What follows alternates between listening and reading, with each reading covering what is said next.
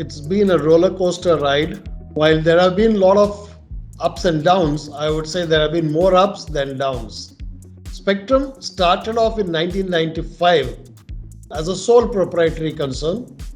The objective was to support the Indian pharmaceutical industry, which was taking baby steps in those days towards export of the pharmaceuticals to the developed countries like in Europe and in US. And the Indian industry was trying to cope up with the GMP requirements of these countries. From modest beginnings in those days, as a three-man company, Spectrum today is a full-service pharmaceutical consultant providing not only GMP services but helping the Indian pharmaceutical industry set up facilities meeting the current GMP standards.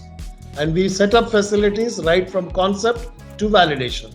In recent years, Spectrum has spread its wings outside the country, and we are providing our services to over 25 countries across the globe, including North America, South America, Eastern Europe, the Western Europe, some parts of Southeast Asia, Africa. There's no continent that we have not touched.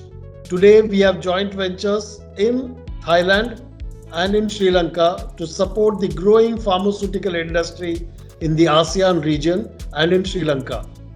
It would be interesting to note that recently, the Sri Lankan government has contracted us to set up a pharmaceutical manufacturing zone at Anuradhapura in Sri Lanka.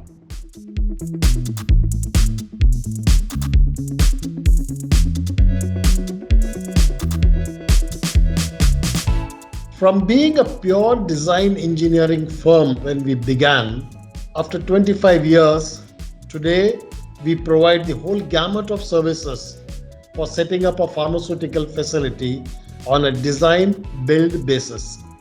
We started off as only design engineering, but today we do right from market survey, which is pre-engineering, to qualification and validation, which is post-engineering. We also help our clients to source technology. We provide our services across the pharmaceutical ecosystem, including APIs, biologics, vaccines, high-potent drugs, etc. In fact, today we are known in the industry for setting up vaccine projects and for biosimilars and high-potent projects like oncology and hormones.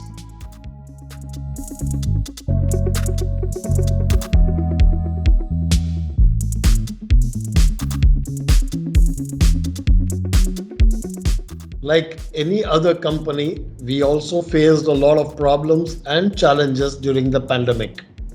Not only the problems of the pandemic wherein people fell sick and couldn't attend to their jobs, but additionally the whole environment of work from home was something new to us.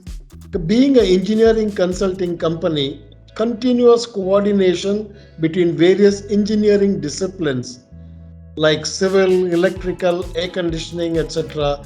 is a key to a perfect construction drawing. This is where we had a lot of problems.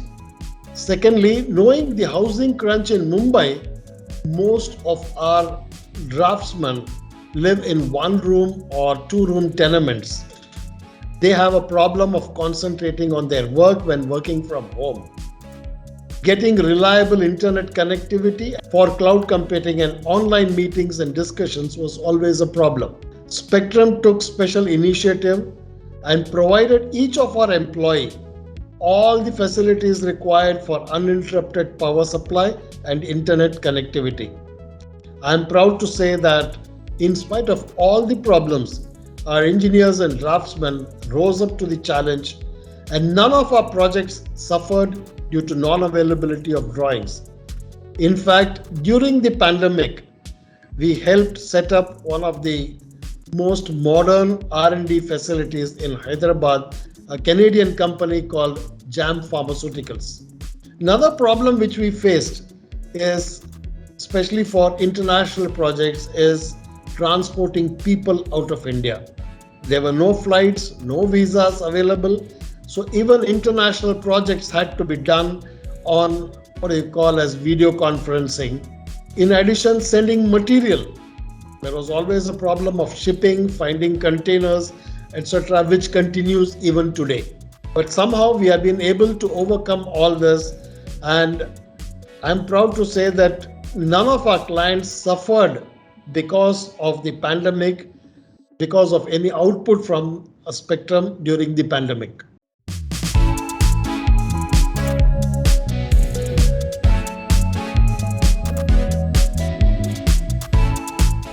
Well, in the next 3 to 5 years, Spectrum's growth strategy is to focus on design build projects internationally, especially in East Africa, North Africa, like Egypt, Algeria, etc., Sri Lanka, and Bangladesh, where we already have a good base. We already have examples in these countries.